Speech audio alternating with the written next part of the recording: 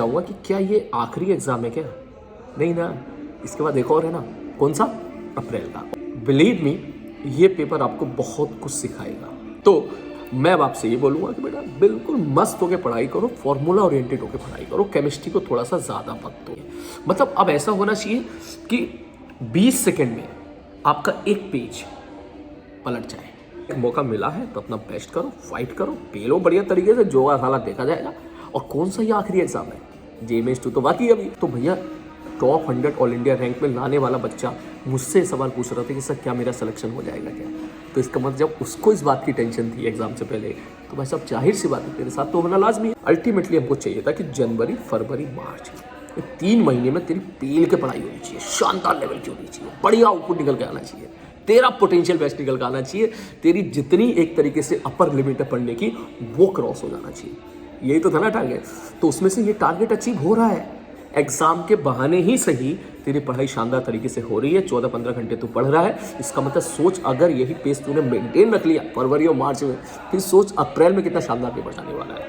मैं बोलूँ banking of fraud में वीमैक्स क्या होता था, ये नहीं कि वहाँ पे डेरिवेशन करने बैठेगा। आपको पता होना चाहिए कि बैंकिंग ऑफ फ्रॉड में जब लोग पढ़ते थे वीमैक्स बनाओ, √RG tan θ + φ होता था। क्या थीटा होता था, क्या फाई होता था, ये सब आपको पता होना चाहिए बेटा। अब कुछ चैप्टर्स हैं उसके बारे में हल्का सा ओवरव्यू दे देता हूँ, एटलीस्ट वो तो आप लोग जरूर देख ही लीजिएगा। हेलो। तो भैया जैसे जैसे दिन हमारे जो है आगे बढ़ते चले जा रहे हैं, आपकी जेईई मेंस की जो डेट है वो करीब आती जा रही है। उम्मीद है आप लोगों को बहुत अच्छा फ्लेवर देखने के लिए मिल रहा होगा। अच्छी खासी टेंशन में आप लोग होंगे, ठीक है। खूब लंका आप लोगों की लग रही होगी, हालत बहुत ही पतली होगी। कुछ इस तरह के सवाल होंगे जो आपके दिमाग में आ रहे होंगे, जैसे कि सर पढ़ा तो पूरा था, लग रहा है कि सर जैसे जैसे पढ़ते जा रहे हैं वैसे वैसे पीछे का भूलते जा रहे हैं। ठीक सर, जब उस वक्त ये चैप्टर पढ़ा था तो अच्छे से याद हो गया था, अब जब देख रहे हैं तो पता चला सब कुछ भूल गए। जैसे सर लगता तो है कि सब कुछ आता है, सवाल देख के लगता है कि जैसे कि कुछ भी नहीं आता है। ठीक सर, ये फॉर्मूला उस टाइम अच्छे से याद था लेकिन एंड टाइम पे मैं फॉर्मूला भूल गया। तो बेटा इस तरह के और एक और सर सिलेक्शन नहीं हुआ तो क्या होगा? ठीक, तो बेटा इस तरह के जाहिर सी बात है बहुत सारे सवाल होंगे जो आप लोगों के दिमाग में चल रहे होंगे। इस तरह के सवालों के साथ आप लोग वहाँ पर रोजाना फेस कर रहे होंगे, गुजर रहे होंगे। तो आज अब इन पे चर्चा कर लेते हैं थोड़ा सा, और अब आगे आने वाले 7-8 दिनों में आपके पढ़ने की जो आपके पढ़ने का तरीका है वो आपका क्या होना चाहिए, एक बार उस पर भी डिस्कशन कर लेते हैं। ठीक, देखो बेटा सबसे पहले तो मैं बात कर रहा हूँ उन बच्चों की जिन लोगों ने अगस्त में पढ़ाई स्टार्ट की है। तो yes, you are a warrior. ठीक, 2 साल का सिलेबस होता है बेटा पढ़ने के लिए। अगर आप ठीक से पढ़ोगे, कोई बच्चा 2 साल तमीज़ से दिन रात एक करके पढ़ता है तो भी इस बात की गारंटी नहीं होती कि वो सिलेक्शन निकाल लेगा। ठीक, प्रैक्टिकल बात करो। आप लोग तो अगस्त में आए हो, अगस्त में आने के बाद आप लोगों ने जनवरी मिड तक जितना भी सिलेबस पूरा कर लिया, 70%, 80%, 90%, ये भी एक बहुत बड़ा टास्क है बेटा। ठीक, इसकी जितनी तारीफ करूं उतनी कम है कि आप लोगों ने इतना भी किया। और मैं आपसे यही कहना चाहूँगा कि क्या ये आखिरी एग्ज़ाम है क्या? नहीं ना, इसके बाद एक और है ना। कौन सा? अप्रैल का। और मैं तो आपको शुरू से ही बोल रहा हूँ कि हमारा जो मेन टारगेट रहेगा बेटा वो तो रहेगा अप्रैल। ठीक, अब जब बीच में आ ही गया है तो ठीक है भैया, चलो बीच में जब रास्ते में मिल ही रहा था तो चलो एक बार फिर से पेपर दे लेते। लेकिन बिलीव मी, ये पेपर आपको बहुत कुछ सिखाएगा, बिलीव मी। और अगले आने वाले जो 7-8 दिन है वो आपको सच में बहुत कुछ सिखाएगा, बहुत कुछ सिखाएगा। ठीक, ये आपको बताएगा कि पिछले 6 महीने में या पिछले 2 साल में या पिछले 1 साल में आपने कहाँ कहाँ गलती की है। ये आपको आपकी कमियों के बारे में बताएगा। ये आपको बताएगा कि पढ़ने का तरीका क्या होता है। ये तो सिखाएंगे कि तुझे लगता था कि तेरे को आर्टिकल आ गया है लेकिन कायदे में तुझे वो आया नहीं था। ये तो सिखाएंगे कि हाँ वहाँ पे मैंने ये क्लास मिस की थी जो मुझसे बहुत बड़ी गलती हुई थी, ये चैप्टर मुझसे मिस हो गया था जो मुझसे बहुत बड़ी गलती हुई, और आज उसकी वजह से मैं थोड़ा सा डिमोटिवेट हो रहा हूँ। ठीक, तो खैर ठीक है, सीखने अच्छी बात है। तो अगले 7-8 दिन की बहुत कुछ सिखाएंगे, बिलीव मी। तो इसमें आप ये ना सोच कि तू लॉस में जा रहा है, बिल्कुल नहीं। अगर आप कुछ ना कुछ सीख रहे हो तो आप लॉस में नहीं जा रहे हो, आप एक तरीके से विन विन सिचुएशन में जा रहे हो। क्या ये आखिरी एग्जाम है? नहीं, इसके बाद एक और एग्जाम है। कौन सा? जेईई 2। तो भैया पहले मैं बात कर लेता हूँ कि आगे की स्ट्रेटेजी आपकी क्या रहनी चाहिए। अब टोटली फॉर्मूला ओरिएंटेड हो जाओ सारे लोग, ठीक है। ओनली टोटली फॉर्मूला ओरिएंटेड हो जाओ, ज़्यादा डिटेल में जाने की ज़रूरत नहीं है। मुझसे अभी कल मेरा फेवरेट स्टूडेंट था, उसने मुझे सवाल पूछा कि वो भाई साहब प्रेशर वेरिएशन जो हम देखते थे डिस्प्लेसमेंट के साथ, वो उसके डेरिवेशन में उलझा हुआ था। 8 दिन के बाद पेपर है भैया, वो उसमें उलझा हुआ है। तो इस तरह से आपको नहीं करना है, आपको ओनली फॉर्मूला ओरिएंटेड होना है। ठीक, ओनली फॉर्मूला ओरिएंटेड होना है और फॉर्मूले की प्रैक्टिस रफ कॉपी पे लिख लिख के करनी है। आप नोट्स को बंद कर दो और सारे फॉर्मूले लिखो, ठीक, ताकि एग्जाम में जब डायरेक्टली सवाल पूछा जाएगा तो आप वहां पर ये मोमेंट नहीं होना चाहिए कि अरे यार ये फॉर्मूला तो याद, तो हम लोग भूल गए। अक्सर याद रखी हुई चीजें हम लोग भूल सकते हैं, लेकिन अगर हम कुछ लिख लेते हैं ना तो लिखने वाली चीजें जल्दी से हम लोग भूलते नहीं है। ठीक है सर। अब कुछ चैप्टर्स हैं उसके बारे में हल्का सा ओवरव्यू दे देता हूँ, एटलीस्ट वो तो आप लोग जरूर देख ही लीजिएगा। जैसे मैकेनिक्स में जितने भी हल्के फुल्के ग्राफ आते थे, मैकेनिक्स में से कोलिजन हो गया है आपका, सेंटर ऑफ मास कहाँ निकालते हैं, कैसे कोलिजन का सवाल हो गया है, वर्क एनर्जी थ्योरम हो गई है, ठीक, सर्कुलर मोशन में किस तरीके सेंटीमीटर फोर्स की इक्वेशन हम लोग निकाला करते थे, ठीक, बेसिक ये चीज़ें आप जरूर देख लीजिएगा अच्छे से। जब हम लोग बात करते हैं इलास्टिसिटी की, तो इलास्टिसिटी का एक ही फॉर्मूला होता है काम का, फोर्स अपॉन एरिया बराबर वाई डेल्टा एल अपॉन है। दूसरा स्ट्रेस वर्सेस स्ट्रेन का ग्राफ, थर्मल एक्सपेंशन के बेसिक फॉर्मूले, रेडिएशन का ई ए सिग्मा टी की पावर 4 माइनस टी एस की पावर 4 पे बेस सवाल जो था वहाँ पे न्यूटन लॉ ऑफ कूलिंग था, उस पर बेस सवाल आप जरूर देख लीजिएगा। वहाँ पे रिपीटेडली सवाल वहाँ से पूछे जाते हैं। थर्मल एक्सपेंशन में, रेडिएशन में जो ग्राफ के सवाल होते हैं वो एक बार देख लीजिएगा। कंडक्शन में जाहिर सी बात है D Q by D T का जो मेन फॉर्मूला था वो आप एक बार अच्छे से देख लीजिएगा। कंडक्शन में जितने ग्राफ्स आपने देखे थे वो भी आप देख लीजिएगा। थर्मोडायनेमिक्स बहुत ही एक्सपेक्टेड क्वेश्चन वहाँ से आते ही आते हैं। वहाँ पे सबके work done, VRMS, V most probable, average speed, इन सबके फॉर्मूले, work done by the gas in all the process, ये सारी चीज़ देख लीजिएगा। सी का रिलेशन क्या होता है, CB, CP, गामा, इनके बारे में सारी चीज़ें, gamma mixer, CP mixer, CB mixer, और जो है एडियाबैटिक में वर्क डन क्या होता है, सारी चीज़ें एक बार देख लीजिएगा। कार्नोट से हर साल सवाल आता ही आता है कि कार्नोट का एफिशिएंसी का फॉर्मूला क्या होता है, 1 - T2/T1 या 1 - Q2/Q1, ठीक, या फिर 1 - T छोटा बटे T बड़ा, जैसे तेरा मन करे वैसे याद रख ले, ठीक। तो इस तरीके से आपको थर्मोडायनेमिक्स कवर करना है। उसके बाद फ्लूइड मैकेनिक्स में एटलीस्ट जो टर्मिनल वेलोसिटी होती है, जो स्टोक्स लॉ होता था 6πr/v, इस पर बेस छोटी छोटी चीज़ें ज़रूर देख लीजिएगा वहाँ पर। और प्रेशर का वेरिएशन तो सबको ही आता है वहाँ पर, लेकिन बॉयंसी की वैल्यू कैसे लिखते हैं वो एक बार ज़रूर देख लेना। इक्वेशन ऑफ बर्नौली और इक्वेशन ऑफ कॉन्टिन्यूटी किस तरीके से लगाते थे उसके 1-2 सवाल आप देख लीजिएगा, क्योंकि यहाँ से रिपीटेडली सवाल आता है। बिल्कुल उसी तरह सोप बबल के अंदर और बाहर प्रेशर का डिफरेंस 4s/r होता है। हाइट इन एक कैपिलरी ट्यूब जो आ जाती थी उसके बेसिक फॉर्मूले, उसको आप देख लीजिएगा। फिर अपन मूव करते हैं वेव में। तो बेटा वेव में इक्वेशन ऑफ वेव क्या होता है, ओमेगा के, स्पीड क्या होती है, सारी चीज़ एक बार देख लेना। किधर जा रही है, किधर कैसे निकल रही, प्लस माइनस का साइन वो अच्छे से देख लीजिएगा। और वेव ऑन स्ट्रिंग में वेलोसिटी ऑफ वेव √T/μ होती है, और साउंड में जब पढ़ते हैं तो √γ/d/m होती है। इस पर बेस सवाल, छोटे छोटे सवाल जरूर देख लीजिएगा। उसके बाद वेव में जितने डेरिवेशन है सारे छोड़ देना, कोई काम का नहीं है, लेकिन रिजल्ट बहुत काम के, तो रिजल्ट याद रख लीजिएगा, ठीक। कौन सा ओवरटोन, कौन सा हार्मोनी में कितनी फ्रीक्वेंसी होगी, ये सारी चीज़ देख लेना। रस्सी जब दोनों तरफ फिक्स हो, एक तरफ फिक्स हो, एक तरफ फ्री हो, या ओपन ऑर्गन पाइप जो दोनों तरफ ओपन है, एक तरफ ओपन एक तरफ क्लोज है, उसमें बोलो कि भैया 5वीं ओवरटोन की वैल्यू बता दो फ्रीक्वेंसी की क्या होगी। तो सारी चीज़ें बेटा आपको बिल्कुल क्लियर होनी चाहिए। एंड करेक्शन जो है, और एक बीच में रेजोनेंस कॉलम ट्यूब जो हम लोग पढ़ते थे कि पहला रेजोनेटिंग लेंथ अगर हमको L1 पे मिला है तो हम लोग कैसे लिखते थे कि L1 + x बराबर λ/4, दूसरे के लिए L2 + x बराबर 3 λ/4, where x was the end correction, x की वैल्यू 0.6r होती थी। इस टाइप की जितनी छोटी छोटी चीज़ें बेटा वो सारी चीज़ें पढ़ लीजिएगा। इनफैक्ट नोड और एंटी नोड कैसे निकालते हैं, कैसे डिस्प्लेसमेंट एम्पलीट्यूड को 0 करते थे तो नोड निकल के आता था। तो ये इस पर भी जितने क्वेश्चन हो आप उसकी प्रैक्टिस कर लीजिएगा, along with the Doppler effect. Doppler effect में बहुत सिंपल सा एक फॉर्मूला है, तो उस पर भी जितने भी सवाल आते हैं फॉर्मूला भी इसी होते हैं।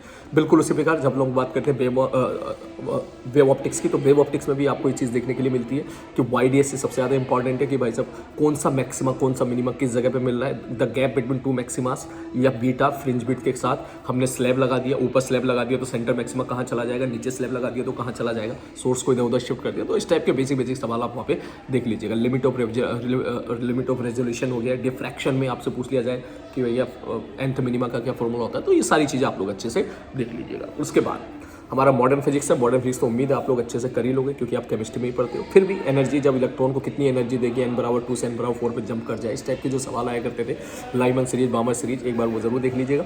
फोटो इलेक्ट्रिक इफेक्ट का एक ही फॉर्मूला होता है, E = 5 + kemax। इस पे बेस्ड जितने भी ग्राफ्स थे वो आप जरूर देख लीजिएगा। एक फोटोन का वेवलेंथ अगर लैम्डा होता है तो उसकी एनर्जी hc/λ, उसका मोमेंट h/λ होता है। फोटोन थ्योरी में बेस्ड सवाल, ये भी एक बार अच्छे से देख लीजिएगा। और मॉडर्न फिजिक्स में एस से ज़्यादा डिटेल में आप ना ही जाओ तो ठीक है, क्योंकि केमिस्ट्री में पढ़ लेते हो, अब समय कम रह गया है, लेकिन फॉर्मूले ज़रूर देख लीजिएगा सारे के सारे, ठीक। उसके बाद जब हम लोग बात करते हैं जो मोस्ट वेटेज वाला चैप्टर है, जैसे हम बात करते हैं इलेक्ट्रोस्टैटिक्स, तो वहाँ पर सारे इलेक्ट्रिक फील्ड के जितने फॉर्मूले हैं वो एक बार कॉपी पे एक बार ज़रूर प्रैक्टिस कर लीजिएगा। पोटेंशियल डिफरेंस के फॉर्मूले, उसकी सारी प्रैक्टिस कर लीजिएगा। इलेक्ट्रिक फील्ड और पोटेंशियल के बीच का जो रिलेशन होता था कि भैया V का और V वर्सेस X का ग्राफ का जो स्लोप होगा उसमें माइनस लगा दो तो इलेक्ट्रिक फील्ड आ जाएगी। या पार्शियल डिफरेंशिएशन कब करते थे, इंटीग्रेशन कब करते थे, बेटा वो सारी चीज़ें एक बार अच्छे से देख लीजिएगा। सेल्फ एनर्जी का फॉर्मूला हो गया है, ठीक। इस प्रकार पोटेंशियल एनर्जी का फॉर्मूला 2 चार्ज पार्टिकल है, Q1 Q2/r होता है, K Q1 Q2/r। Q1 Q2 को विद साइन रखते हैं। इस तरह की छोटी छोटी बातों पे आप लोगों को वहाँ पे ध्यान देने की आवश्यकता है। करंट इलेक्ट्रिसिटी में ज़्यादा कुछ पढ़ना नहीं है, उसमें तो भैया एक तो फॉर्मूला आता है I = V ना, और बाकी जो है आपको पॉइंट पोटेंशियल मेथड से आप काफ़ी सारे सवाल वहाँ पे तोड़ लेते हो। मैग्नेटिक फील्ड में भी सारे फॉर्मूले क्लियर होने चाहिए। मैग्नेटिक मोमेंट का क्या फॉर्मूला होता था, I × है, या मैग्नेटिक मोमेंट किस तरीके से निकालते थे, इस तरह के जितने सवाल हम लोगों ने किया था वो एक बार प्रैक्टिस कर लीजिएगा। Moving charge in the magnetic field, यहाँ से एक्सपेक्टेड क्वेश्चन आता ही आता है। किसी चार्ज पार्टिकल आपने मैग्नेटिक फील्ड के अंदर अगर आपने मूव करा दिया तो QBB = mv²/r, वहाँ से हम लोग रेडियस निकालते थे R = mv/qb। तो उस पर भी सवाल आता ही आता है कि कभी एक जो है प्रोटॉन को और एक न्यूट्रॉन को और अल्फा पार्टिकल को हम लोगों ने नचा दिया, तो बता दो उनकी रेडियस का रेशियो क्या होगा। तो इस टाइप के सवाल आते ही रहते हैं रिपीटेडली। उसके साथ साथ जो है किसी करंट कैरिंग वायर को मैग्नेटिक फील्ड के अंदर जब हम रखते थे तो उसमें भी फोर्स लगता था। उस फोर्स का जो फॉर्मूला होता था IL×B, IL×B जो भी होता था, इसके बारे में अच्छे से आप लोग वहाँ पे पढ़ लीजिएगा। नेक्स्ट जो अर्थ मैग्नेटिक फील्ड है, angle of dip, apparent angle of dip, दो ही बातें से पढ़ना। उसके अलावा तो वहाँ पूछने की प्रोबेबिलिटी कहीं पे भी नहीं है। इन्हीं से सवाल आता है तो इन्हीं से ही आता है, और इसके अलावा कहीं और से पूछेगा तो वो किसी से होता नहीं, इसलिए टेंशन लेने की जरूरत नहीं है। EMI में भी उसी तरीके से आप लोग जो है ये सारी चीज़ें देख लीजिएगा। तो जितना आपको पढ़ा है बेसिकली मैं आपको रफ आइडिया दे रहा हूँ, ठीक है। इस तरीके से ये मोटी मोटी चीज़ें जो हैं, ठीक है, ये सारी चीज़ आपको क्लियर होनी चाहिए, ठीक। तो अब डिटेल में जाके पढ़ने का वक्त नहीं है। अगर आप सोच रहे हो कि हम डिटेल में जाएंगे, डिटेल में डेरिवेशन सीखेंगे, फिर वो पढ़ने का वक्त नहीं है। बल्क मॉडुलस कैसे डिफाइन किया उसका फॉर्मूला आपको क्लियर होना चाहिए, क्लियर है। तो इस तरीके से पढ़ने का वक्त आ गया है। हवा हवा में पढ़ो, अब ऊपर ऊपर से पढ़ो और थोड़ा सा फास्ट पढ़ो। अब ये नहीं कि पहला पेज लेकर बैठ गया पन्ना पलटा ये सब नहीं चलेगा, ठीक है। अब दिमाग को तेजी से दौड़ाओ। एक रफ कॉपी लो, पेन लो, पहला पेज लो और जो भी नजर आए, जो भी तुमको वहाँ पर रिजल्ट दिखे उसको लिखो। दूसरा पेज जो भी रिजल्ट दिखे उसको लिखो। तीसरा पेज जो भी आपको अच्छा है उसको, अरे यार ये अच्छा लग रहा है, ये रिजल्ट अच्छा लग रहा है, चलो इस पर बेस करने कितने सवाल करें, 10। मैं कोई भी 2 सवाल देख लेता हूँ। आप पन्ने पलटो, 2 सवाल देख लो और 1 सवाल खुद से सॉल्व कर लो, ठीक। ये आपको स्ट्रेटेजी रखनी है। मतलब अब ऐसा होना चाहिए कि 20 सेकेंड में आपका एक पेज पलट जाए, नेक्स्ट 20 सेकेंड में अगला आ जाए, ठीक। कोई चीज ज़्यादा परेशान कर रही है, सीधा उसको लिख लो और सीधा उसका फॉर्मूला एटलीस्ट सीधा डायरेक्टली याद कर लो। एग्जाम्पल के तौर पे क्या फ़र्क पड़ता है कि तेरे को जो है जो हम लोगों ने डॉपलर इफेक्ट पढ़ा था उसकी फ्रीक्वेंसी कैसे आई, क्या फ़र्क पड़ता है, ठीक। फ़र्क पड़ता है कि उसका फॉर्मूला क्या है, कैसे आई वो फ़र्क नहीं पड़ता है। सर हमारी बात इंपॉर्टेंट ये है कि आपको फॉर्मूला याद होना चाहिए, इंपॉर्टेंट ये नहीं है कि वो फॉर्मूला आया कैसे है, ठीक। तो इन चीज़ों का बेटा आपको ध्यान रखना है। और सबसे बड़ी बात बहुत पॉजिटिव रहना है। देख अगर तू रोता रहेगा अननेसेसरी, ठीक है, मैंने ऐसा देखा कुछ बच्चे अगस्त में आते हैं तो उनको इश्यूज़ बहुत होते हैं, वो लोग कभी सोल्यूशन पे काम नहीं करते हैं, वो हमेशा रोते रहते हैं, ठीक है।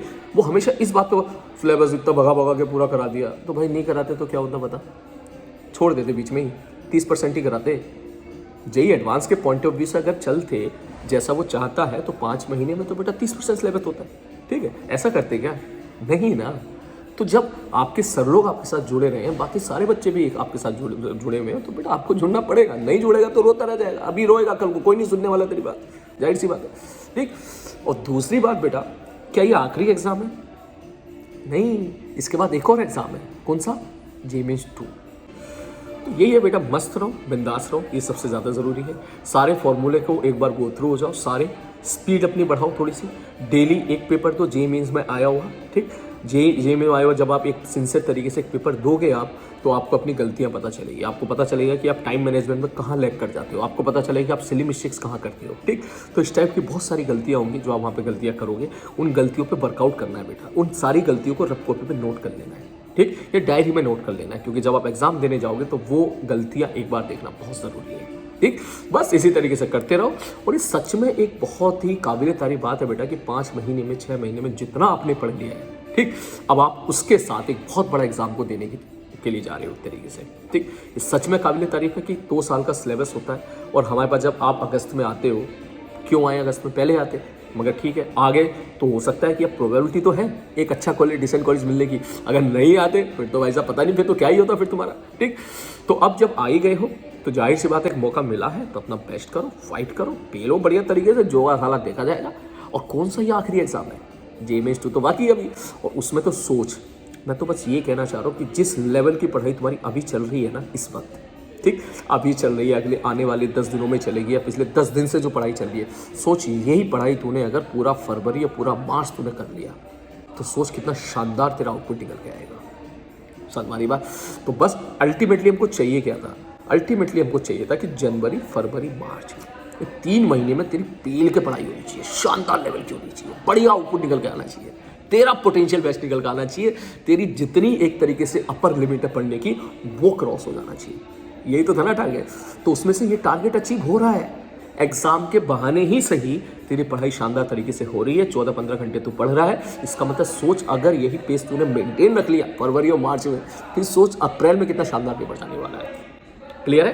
तो आप लोग बिल्कुल निश्चिंत रहे, बिंदास रहे। एक अटेम्प्ट और है अभी अपना, लेकिन जब अटेम्प्ट ये आ ही गया है तो भैया अच्छे से कर ही लेते हैं इसको, अच्छे से एक तरीके तैयारी कर ही लेते हैं और अच्छे से एक बार जो है कम से कम इतना तो हो जाए कि सर 70%। मैं ये चाहता हूँ कि जब तू JMAS 2 देने जाएगा, जब उसकी तैयारी स्टार्ट कर देगा from the beginning of the फरवरी, तब तो ये तो कॉन्फिडेंस के साथ बोल सके कि सर 70%, 80% सिलेबस जो हमको कराया गया है उसके फॉर्मूले हमको अच्छे से क्लियर है। ठीक, उसका अच्छे से क्लियर है फॉर्मूले, शानदार, उसमें कोई डाउट नहीं है। अब हमें उसके डिटेल में जाना है और बाकी 30% को अच्छे से करना है। ठीक, तभी तो आएगा ना मजा, तभी तो है बेटा। और ये जिंदगी में ऐसे अप डाउन फेस तो आते रहेंगे, ठीक है, उसमें टेंशन लेने की कोई जरूरत नहीं है। बस अपना बेस्ट करते रहो, ठीक है, अपना बेस्ट करते रहो, पैनिक मत हो। ये प्रॉब्लम सबके साथ है इस तरह की। मैं सही बात बोलूँ तो 6-7 सवाल ऐसे हैं जो हर बच्चा के दिमाग में घूम रहे हैं। सबसे पहले, सब पढ़ तो बहुत रहे मगर भूलते चले जा रहे हैं। ठीक, सब जब पढ़ा था तब उस वक्त तो पूरा चैप्टर समझ में आ गया था, अब सारे के सारे चैप्टर भूल गए। ठीक, सर जो है उस टाइम सारे फॉर्मूले याद थे, अब तो साला सारे ही फॉर्मूले भूल गए। ठीक, अब तो नोट्स देखते हैं तो ऐसा लगता है भाई कौन है ये मैंने लिखा था। इस तरह की बहुत सारी चीज़ें होती हैं जिनके साथ बच्चे डील कर रहे हैं, और ये प्रॉब्लम सबके साथ है। और ये प्रॉब्लम नहीं है, अगर आप इसको प्रॉब्लम बनाओगे तो फिर ये प्रॉब्लम है। क्योंकि ये सबको ऐसा लगता है यार। इनफैक्ट अगर मैं बात करूँ कि एक बच्चा था मेरे बैच में, उसके जो थे, मैं उसको पढ़ाया था, मुझे याद है उससे टॉप 100 के अंदर रैंक आई थी। और एक बार वो मुझसे मिलके इसलिए परेशान था और मुझसे कह रहा था कि सर मेरा सिलेक्शन हो जाएगा क्या। तो भैया टॉप 100 ऑल इंडिया रैंक में लाने वाला बच्चा मुझसे सवाल पूछ रहा था कि सर क्या मेरा सिलेक्शन हो जाएगा क्या। तो इसका मतलब जब उसको इस बात की टेंशन थी एग्जाम से पहले, तो भाई साहब जाहिर सी बात है तेरे साथ तो होना लाजमी है। और जब सबके साथ सेम चीज़ हो रही है तो किस बात की टेंशन भाई। इसलिए तुम मस्त रहे, बिंदास रहे। तो JMAS 1 है, JMAS 2 बाकी है। JMAS 2 में और अच्छे से फोड़ेंगे। अभी एक मौका मिला JMAS 1 को देने का, तो ये मौका आप जो है एक तरीके से चैलेंजेस की तरह से लो कि यस हम अपना बेस्ट करेंगे, जो होगा हालत देखा जाएगा। बस सिली मिस्टेक्स नहीं करनी है, कोई फॉर्मूला नहीं भूलना है, कोई रिजल्ट नहीं भूलना है। रफ कॉपी पे लिख लिख के प्रैक्टिस करनी है। सारे फॉर्मूले रफ कॉपी पे लिख लो अच्छे से। जितने अच्छे से लिखोगे, जितनी बार बार लिखोगे, उतना आपको चैप्टर का जो नॉलेज है, चैप्टर पे जो कॉन्फिडेंस है वो आपका बढ़ता चला जाए। इनफैक्ट मैं तो ये बोलूँगा चैप्टर बंद कर दे, नोट्स बंद कर दे। जैसे तूने कोई भी उठा लिया इलेक्ट्रोस्टैटिक्स, नोट्स बंद कर दे, अब सोच और लिखता चला जाओ। ठीक है, पॉइंट चार्ज की इलेक्ट्रिक फील्ड ये होती है। ठीक, सॉलिड गोले के अंदर इलेक्ट्रिक फील्ड ये होती है। ठीक, सॉलिड गोले के अंदर पोटेंशियल एक चुड़ैल वाला फॉर्मूला होता है। क्या चुड़ैल वाला? हाँ सर, ये KQ/2R³ 3R² - R² होता था। इसका ग्राफ अच्छा ऐसे होता था, डाउनवर्ड पैराबोला बनता था, उसके बाद ऐसा। इस तरीके से लिखने की प्रैक्टिस करो। जब आप लिखोगे, ठीक, तब आपको कॉन्फिडेंस जो है बिल्डअप होगा। अगर आप देखोगे हाँ, तो वो कहीं ना कहीं जब लिखने की बारी आएगी तो बिलीव मी उसको भूलने की प्रोबेबिलिटी बहुत ज़्यादा होगी। जब आप उसको अच्छे से लिखोगे, और रफ कॉपी में जितनी रफ कॉपी तू भर सकता है ना उतनी रफ कॉपी भर। ठीक, मैं सही बात बता रहा हूँ, बहुत मज़ा आएगा और चीज़ें याद भी होंगी। और दूसरी चीज़, कुछ भी नया नहीं पढ़ना है, पढ़ना वही जो पिछले 8 महीने में तू पढ़ रहा है। बात समझ में आ रही है? इस मोमेंट पे अगर तू कोई दूसरा मटेरियल उठा लेगा तो कॉन्फिडेंस हमारा, तो मान के चल 30 to 40% कॉन्फिडेंस हमारा वहीं खत्म हो जाता है। होता है, सबके साथ होता है। इसलिए आप वही पढ़ो जो आपने पिछले 7-8 महीने में पढ़ा है, वही मटेरियल पढ़ो, वही फॉर्मूले पढ़ो। समझ में आ रही है? एग्जाम्पल के तौर पे मैंने आपको मैग्नेटिक फील्ड का फॉर्मूला इनफाइनाइट बायर की वजह से लिखा दिया, 2KI/R होता है। अब इसमें हम ज़्यादा कंफर्टेबल होगा। अब यही फॉर्मूला जब तू किसी बुक में देखेगा तो μ0I/2πr करके लिखेगा तो जो बड़ा अजीब सा लगेगा। तुझे लगेगा भाई क्या ये आता ही नहीं हमको, जबकि आता तेरे को है। इसलिए कुछ नया ट्राई ना करें, वही जो क्लास नोट में पढ़ा है वही पढ़ते रहे। और अपना जो JMAS के जो पुराने प्रीवियस ईयर के क्वेश्चन है वो एक पेपर जरूर दें। जैसे जैसे आप वो पेपर देते चले जाओगे, आपको अपने अंदर जो कमियां हैं वो कमियां दिखेंगी और वो कमियां आप फिर दूर करते चले जाओगे। क्लियर है? बस मस्त रहो, बिंदास रहो, सारा जो होगा देखा जाएगा। इस बात की काई टेंशन लेते हो भाई। बस मैं फिर से बोल रहा हूँ, फिजिक्स में all the result, all the फॉर्मूले अच्छे से रफ कॉपी पे एक तरीके से कॉपी को बंद करके जब तू लिखना सीख जाएगा ना, समझ जाना कि तू एग्जाम देने के लिए तैयार हो चुका है। क्लियर है? तो बाकी किस तरह एग्जाम की क्या स्ट्रेटेजी रहनी चाहिए बेटा, उसके लिए मैं आपको नेक्स्ट वीडियो में बताऊंगा। तब तक आप इसी तरीके से जुड़े रहिए, टिके रहिए। इसी तरह टिके रहना है। तो समझ जा मेरी बात, टिके रहना है किस